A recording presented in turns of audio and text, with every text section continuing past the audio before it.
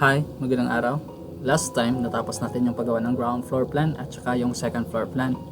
Na nakita natin yung mga information na kailanganin natin sa paggawa ng bahay. Kagaya nito. And ngayon, gagawa tayo ng elevations.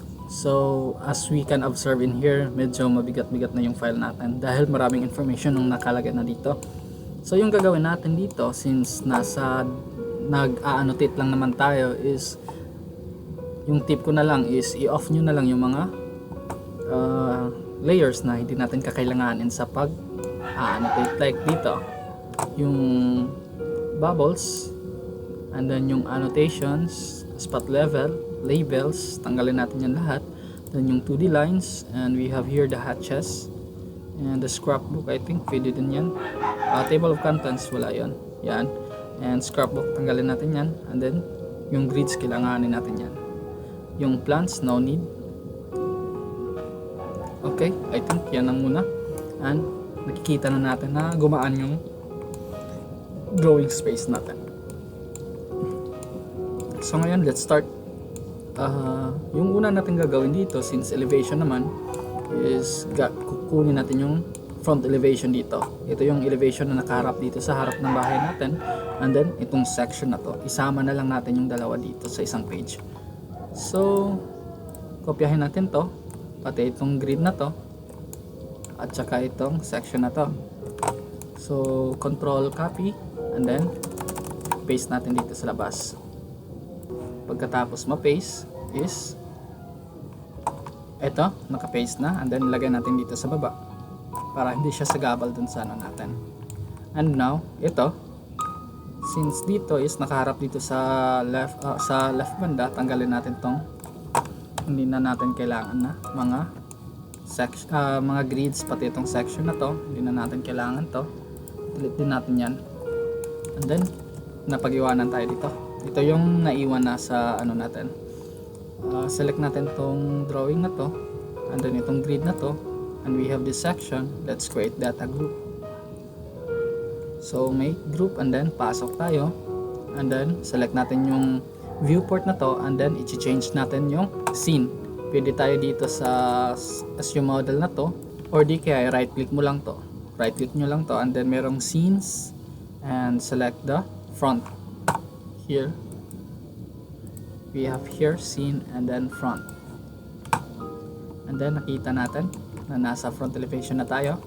And then kailangan lang natin ilagay yung viewport sa tamang position, like here, and akyat natin konti,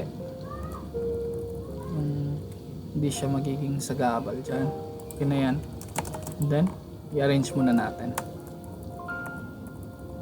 mari dito. Okay na yan, ganyan.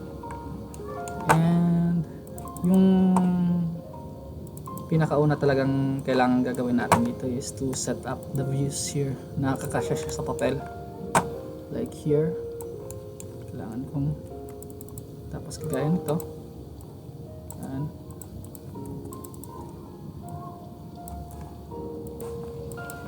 here, and yung ano natin, section, hindi kasi makikita, so kailangan natin ilagay dyan. And then dito,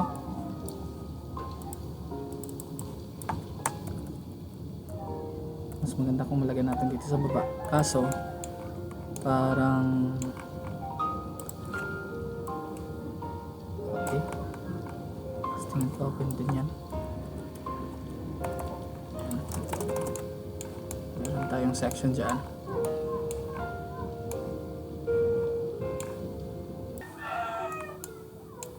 Now, tapos na tayo dito.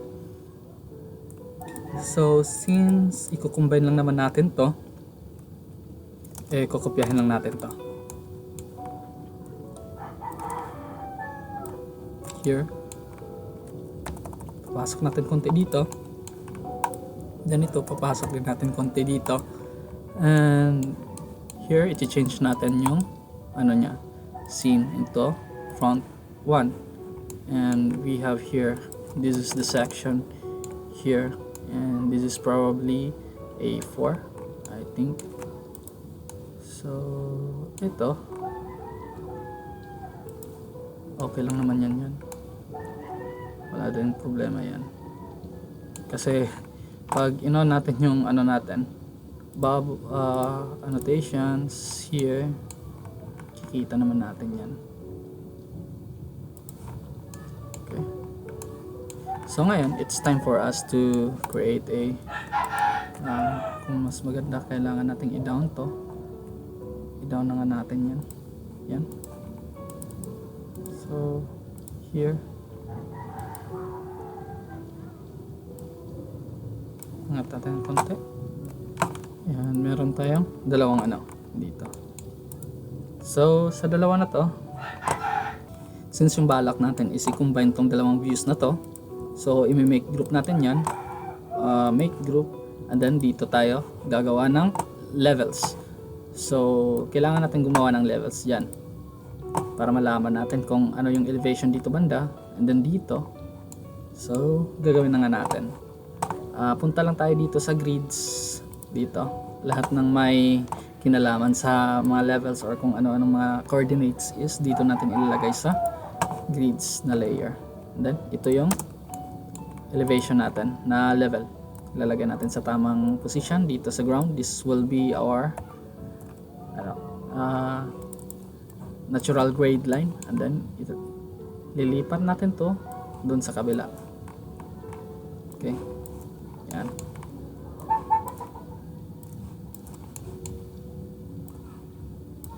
I think dito yan, okay na siguro yan dyan. Yan, or ilapit lang natin ng konti dyan. That will be our NGL. And then as you can see, ito, since wala tong scale, tong level na to, hindi siya naka-scale, yung true size ng paper yung binabasihan niya. Kaya mas maganda kung lagyan natin ng scale to. In order to assign scale for this one, right click and then go to scale and then add 1:100. Dapat coincide siya dun sa scale ng drawing natin. Para pagdating dito, gagano natin ito, kailangan natin yung finish floor line ng ground floor dito, and may dalawang patong tayo, so iangat natin to ng 400. Automatic siya, nag-aano siya sa scale na 1:100. So nakikita naman natin dito sa pangalawa na dito talaga siya naglanding sa ground floor line. So yan yung natin, and then dito sa pangalawa, dito sa gitna, mag-add tayo ng level, and that is 3,000 for the second floor line, which is dito. And then pagkatapos nyan, kailangan natin pumunta dun sa kabila and lagyan yung top of roof beam. Kailangan natin malaman yung top of roof beam here. Andito yung top of roof beam natin, dito siya. So kailangan nating sukatin yan from dyan hanggang dun sa baba. Siguro dito yung natin nakikita natin na 6,400. So kailangan nating mag-add ng 6,400. So ito lang yung gagamitin natin. Then i-offset natin siya ng 6,400. So press control and then type 6,400. And then ito yung top of roof beam dito sa first. And then meron din tayo dito sa pangalawa. And hindi natin nakikita dito. So punta tayo dito sa kabila. Ito yung top of roof beam ng pangalawa. So this is 5,400. So bumaba lang siya ng 1 metro. So ito, baba natin ng 1 meter. So yung ceiling lines, I think hindi na natin muna kailanganin yan dito. We have here, and then maglagay muna tayo ng parang separating line dito. Depende na din yan sa inyo. Style ko lang din maglagay ng ganito And we have here 0.4, or sabihin natin dapat same this one, 0.1. So ito is 0.1. Then itong yung dashes niya, ito yung gamitin ko. And then 0.75, I think. This is okay. Or okay naman yung ganyan. So we have here our levels, and then yung ridge line niya dito. May ridge line tayo, kailangan natin sukatin yan, or kahit wag na.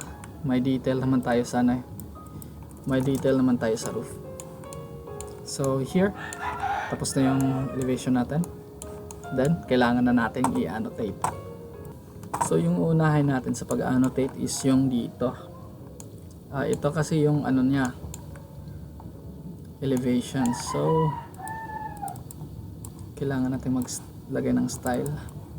Mas maganda kasi pag nandito nakaganon, tapos ito nakaseparate siya dito. Okay, and then i-change natin 0, and then ito is positive 0.40 meters. Yan. And andito na, may mga elevation tayo, sinukat lang natin yan. And then mas maganda kung maglagay din tayo ng dimension dito, though redundant na siya, hindi na siya kailangan, pero yan yung nakasanayan ko eh. Gusto ko lang din maglagay dito para just in case ayaw na nating magsukat ng ano, kasi pag tinitingnan pa to anong distansya dito, so kailangan ko pang bawasan to, so madaling makita na lang dito, kaya ina-add ko pa din to kahit pa paano. And itong elevation is just a reference lang naman dito. So maglagay tayo ng ganyan. Then this one is nakalagay sa annotation to dapat eh. So dapat nakalagay to sa move layer 2 annotations, and then nawala siya kasi in-off natin yung annotation dito. I-on lang natin yan. Sa paggawa ng ganito, pag nandito kasi tayo sa layout, mas maganda kung ano lang yung kailangan mo, yan lang muna yung i-on mo para hindi masyadong mabigatan si layout. Okay, after that is kailangan nating lagyan ng mga bubbles here, and then yung mga kailangan natin dimensions like dito, kung gaano ka taas to. I think kailangan natin to, hindi ko kailangan yan dimension. Here we have here, ito yung kailangan ko.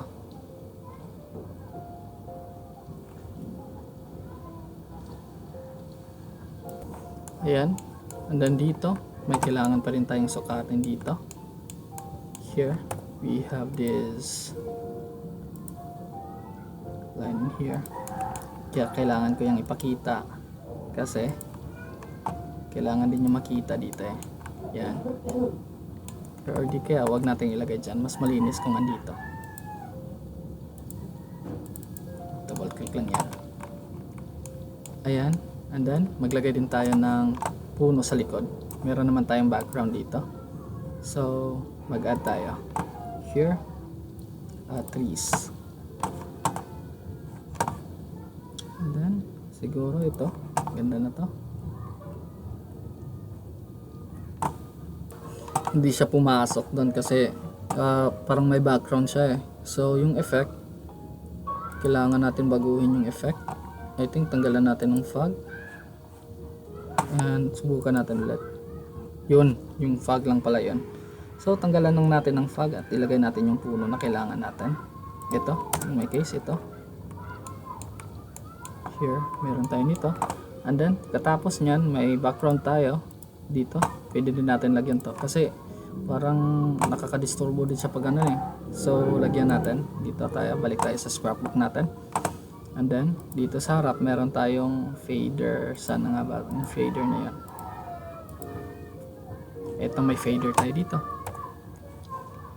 Select natin yan, lagyan natin yan dito,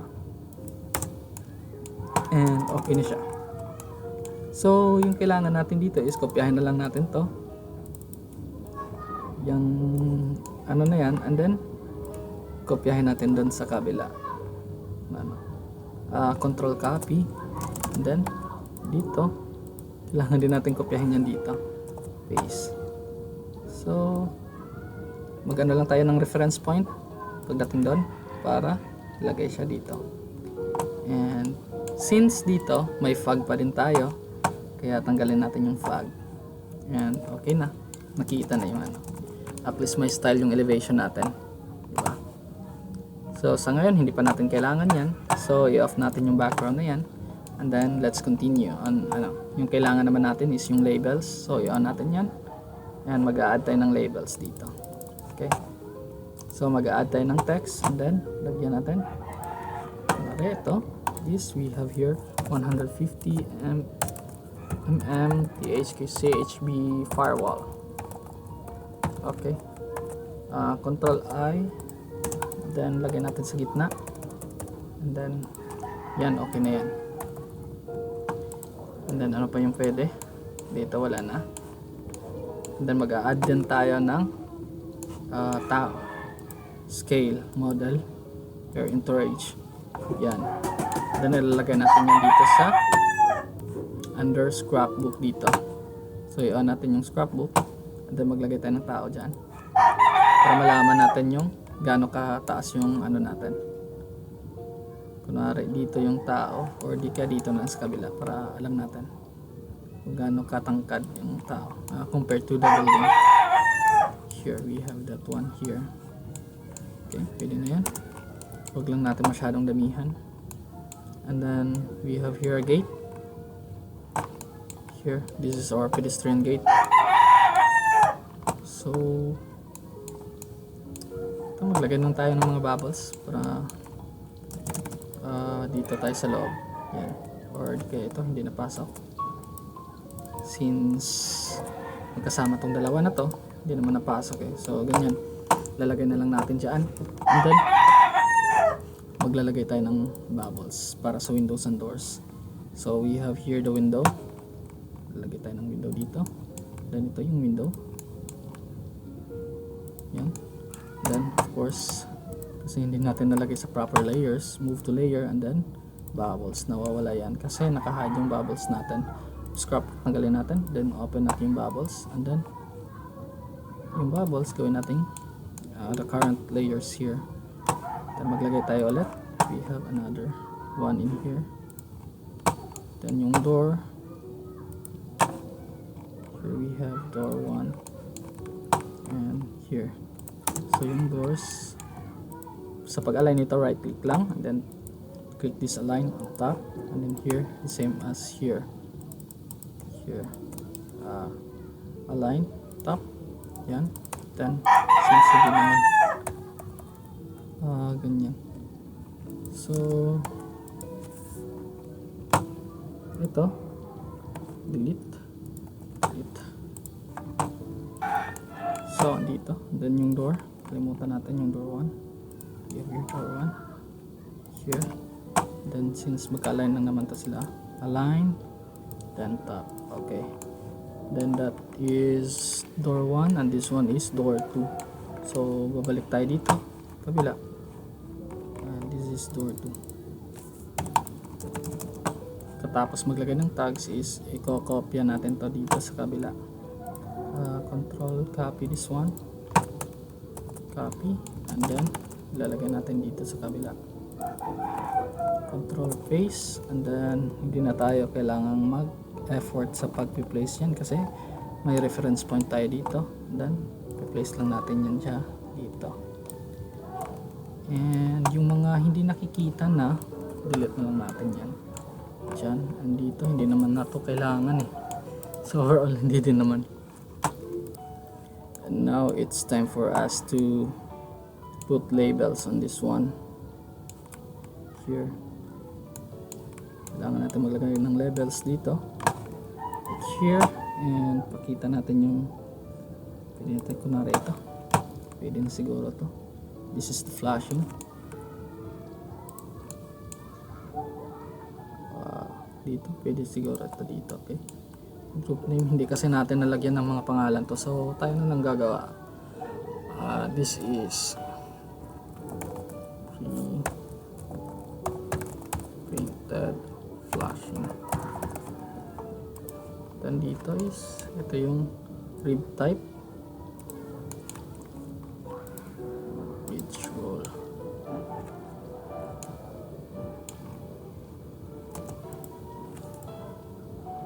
Yan, taas natin ng konti yan. Take note, nasa bubbles tayo, so move to layer and then this is the labels Punta tayo dito sa labels. And this is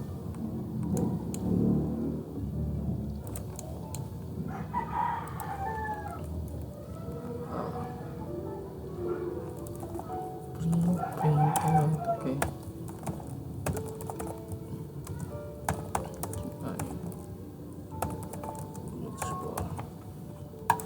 We have here flashing, also the flashing.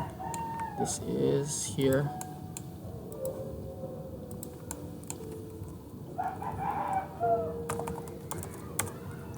Plastered wall finish, painted by white paint. Paint semi-gloss.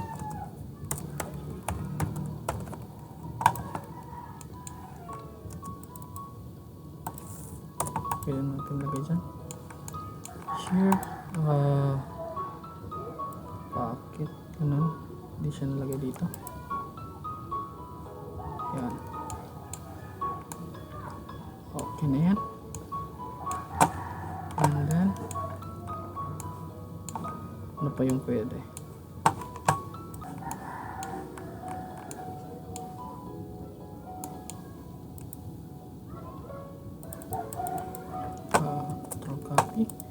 This one, okay, dito natin ilagay yan. Mas okay kung dito natin ilalagay yan. Face here, and then dito tatanggalin natin yan. This one is from the labels. Balik tayo dito sa labels. Here, pakita natin yung gutter. Here may gutter tayo dito. Gutter. Okay, gutter sa natin. And here, this one is 1/2 inches THK fascia board.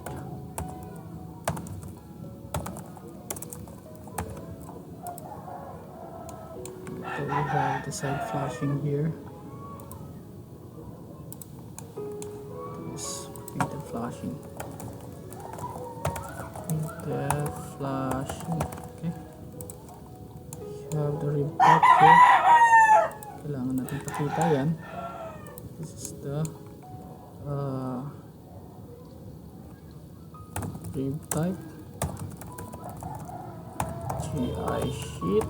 And this is colored by gray. Ito natin dito. Gray. So, tingin ko wala naman ng ibang kailangang lana. Except dito, yung roof. Kailangan natin malagyan ng annotation tong roof na to. Then, let's put annotation here. Ito, nakikita naman to na may drop na dos dito eh. So, kailangan natin from this finished floor line papunta dito sa roof natin. Kailangan alam natin yung dimension dyan. And pwede natin ilagay dito yan. Dito na lang. Yan. 2,750. And then, from here, kailangan din natin malaman to. Papunta dito. Okay, parang kunti lang yung diferensya eh. May ano ba?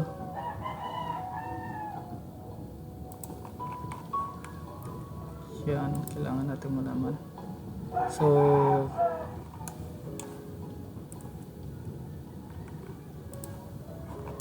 yan, tanggalin natin yan.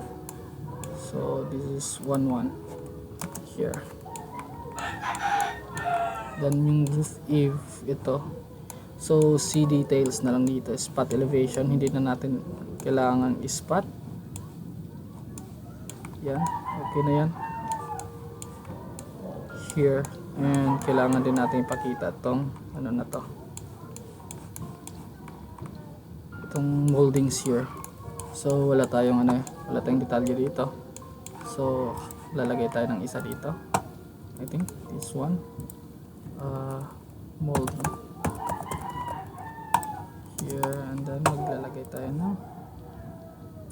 natin sa kabila yan. Mountains yan. Okay, wala naman tayo ng nakaligtaan dito. May mga ibang ano dito, ibang mga detalye, pero same lang naman yung ano niya eh. Kaya we have here a concrete canopy again.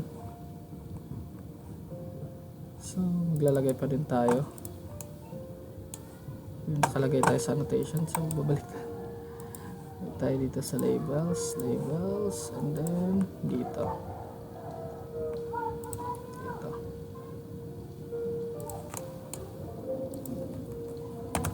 Complete canopy, then see details. So maglalagay pa tayo ng details sa canopy natin.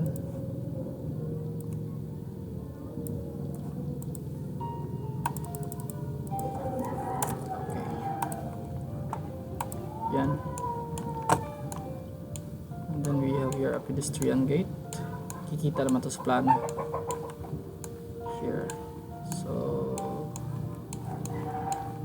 I think pag ino natin to lahat dito, spot elevation, 2D lines, and then ito hatch, and then grids, plants, and then yung background, makikita na natin yung kabuuan niya.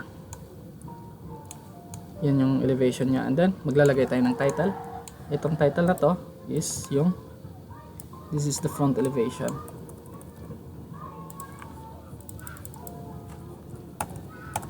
Front elevation, and scale 1 is to 100.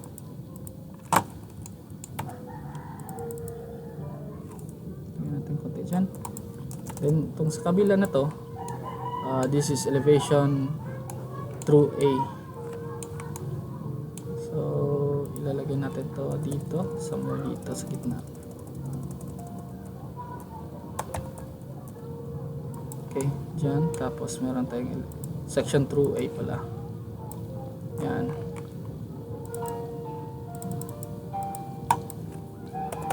Section through A-A.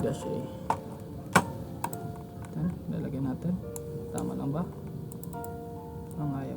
Gusto kong lumampas konti. And this is drawing 1, 2. This is 3. And the other side is the drawing 4. So this is on the page A2 4, drawing 4. So ito is A2 drawing 4. A2 4. Dito okay na yan. So section A-A is located at A2-4. So pag tinignan natin yung page A2, ito yung A2-4, ito yung section. So A-A. So ngayon gagawa tayo ng rear elevation, and sa rear elevation dalawa din naman. So kukopyahin na lang natin to, control copy, and then lalagay natin dito, pangalanan natin to ng A3, and we have this page A3 here, and paste. Kaso nga lang yung problema dito is naka-ano siya eh, naka-mirror siya. So yung gagawin natin dito is isa-select natin to, then may mirror natin yan, flip left to right here, control Z, ito kasama to, flip left to right here, yan, and then ito i-change natin yung scene into rear. And we have here the rear elevation. Dito na at nasira yung ano natin kasi kailangan nating tanggalin yung labels na to. So yung labels na to, select entities, lahat ng labels na select, di-delete natin yan. Then yung annotation din, kailangan natin i-delete yan. Select entities and then di-delete yan. So ito okay na yan, at saka yung bubbles I think. So select entities, okay. Kailangan natin i-select, isa lang naman yung dito eh, delete natin yan. Then dito sa kabila wala na ding bubbles. Okay, here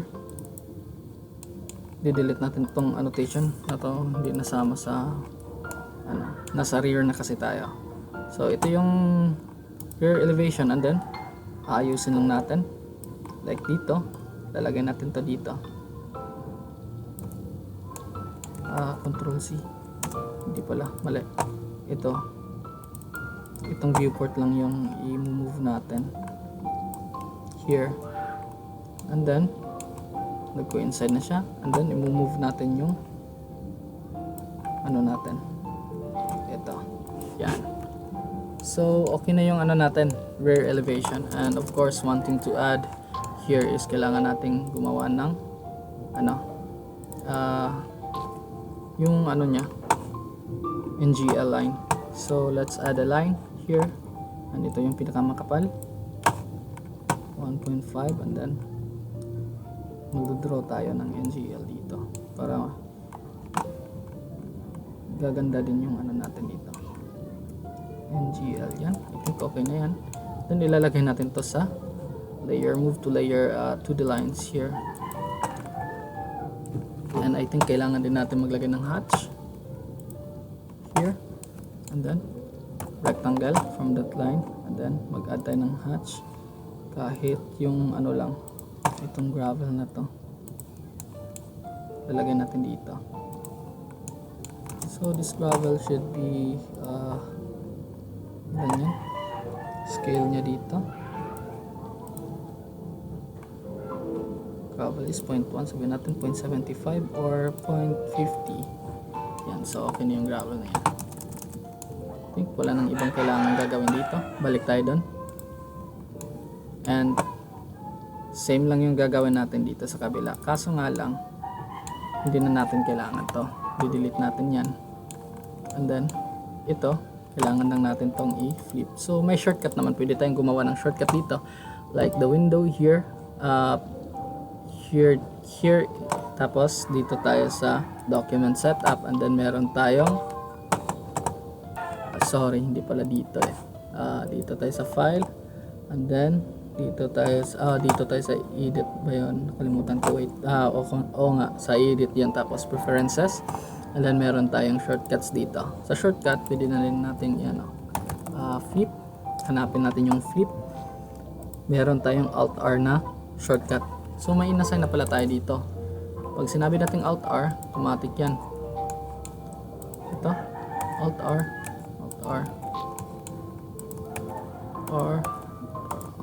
and okay, we're done. And itong section na to, nakaharap siya dyan, so kailangan itong ano natin, alt R lang natin yan, and then dito alt R din natin yan. So tapos na yung ano natin, rear elevation, na set up na natin yung rear elevation nya, and then yung gagawin natin is i-copy na lang natin siya papunta dito sa likod. Yan. So ito, pwede natin ilagay ito dito sa taas. Yan. Para yung dito is nasa right side and left side elevation na lang. So ito is yung section na to is hindi na yon section through AA. Yung front elevation, hindi na yan front elevation, this is rear elevation.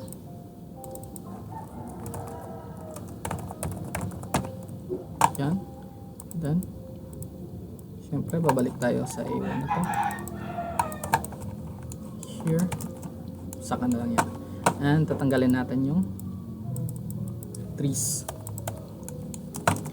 here kasi nasa likod lang yung trees. So I think tapos na ito, hindi natin kailangan yan, and tapos na yung rear natin, and then balik tayo dito sa A2, and kailangan natin ng makita yung section na to, section through AA, and then yung section dito sa likod is yung section B, section through B. And alam na naman natin na kailangan din natin i-edit yung sa kabila. So this is A2, this is not A4. Okay, yan lang yung hassle dito kasi hindi natin kayang ma-automate yan dito sa layout So once again, i-off mo lang yung mga hindi kailangan, like dito yung spot elevation to the lines para hindi masyadong mabigat. Table of contents, yung grids, yung plants, yan. Tapos yung background, tanggalin natin yan. Then balik tayo dito sa tree. And then kikita to lahat yan. Okay, so ngayon same pa din, gagawa tayo ng annotation. So hindi ko na ipapakita sa inyo yan. Now it's time to create the right side and left side elevation. Ito, kukopyahin lang natin yan. Then as you can see naman, enough ko yung annotation. Papakita ko lang kung ano na yung progress natin. Ganito lang yun, same doon sa kabila, di ba? Yan, we have here our labels. Here may tao tayo dito. Mas maganda kung nasa labas tayo, kaganyan siya. Then here, kinopya na natin to para gawa natin ng right side and left side elevation. Okay, ngayon select natin to, and then yung grids pala dito is hindi na ito. Here, di-delete na natin yan. And then ito, right click, and then punta tayo sa scene, and then we have here the right elevation. Here meron tayo dito, and then on the left side, tingin ko kailangan muna natin gumawa ng grids, and dito natin makikita yan. Here, kung kakailanganin na natin to, here, then kahit ito lang yung ilagay natin. Okay, sila na nga lahat yan. Then lalagay natin siya dito. Okay, okay, mas maganda dyan natin ilagay. Then after that, we are going to rotate this one by 90 degree and delete unnecessary so I think Control C, here negative 90 degree, negative 90 degree, yan. Then delete natin tong mga unnecessary unnecessary lines. And nagkamali tayo dito. I think this one should remain. Let's rotate that by 90 degree here. Okay, ayan na. And then kukopyahin na lang natin to here, then dito. Okay, okay, so nilipat natin to dito, ilagay natin dito.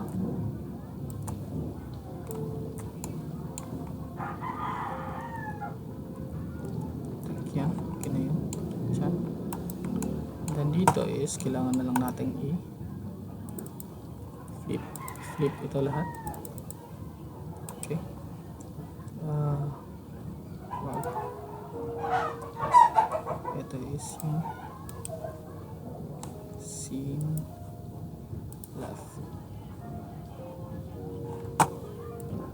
And after that, kailangan din natin to Alt R here, flip na natin, and then Alt R lang natin to, Control C, ito select natin, Alt R, Alt R, Alt R, then ito Alt R, Alt R, and then dito Alt R, and then yung natin ito, since hindi na siya mabasa, Alt R natin, then dito Alt R din.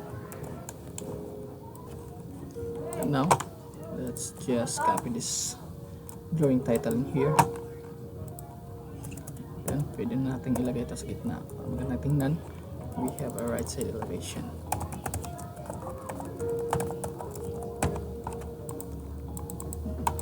Then this is drawing 3.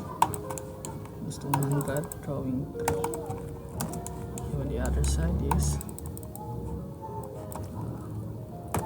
left side elevation. This is drawing 4.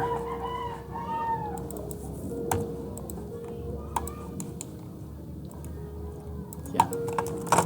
Then pwede natin ilagay siya dito sa medyo sa gitna. Then since open na yung natin, para tayo elevation dito, then pwede nating, since naka-align siya dito, walang problema kung dyan pa din natin ilalagay yan here. And mas maganda kung may entourage tayo dito, lalagay tayo ng tao. Okay, lalagay natin dito sa scrapbook. So, scrapbook here. Okay, lalagay tayo ng isang tao dito. Or dito sa harap. Mas maganda kung dito sa harap. Yan. So, andito siya sa harap, pero yung kahoy, nakalimutan nating isama sa pag-flip. So, walang problema. Ganun lang natin yan. Okay, dyan natin ilagay. Then, delete natin itong tao na to. Delete natin yan. Yan. And then, tingin ko okay na to. And then, maglalagay na lang tayo ng line. We have here 2D lines. Then, let's add that one here. Since hindi naman siya naka group, make group natin to here. And then, lalagay tayo ng 2D lines. So, para sa NGL natin here. Kanina nakalimutan nating pangalanan to. So, kailangan meron yan dyan.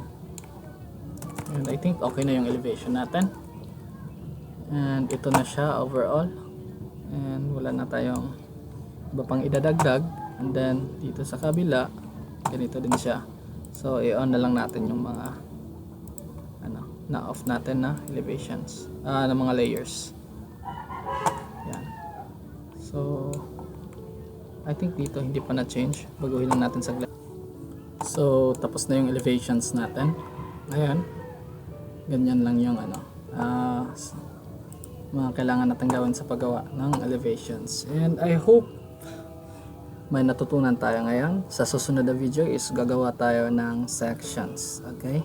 So, maraming salamat.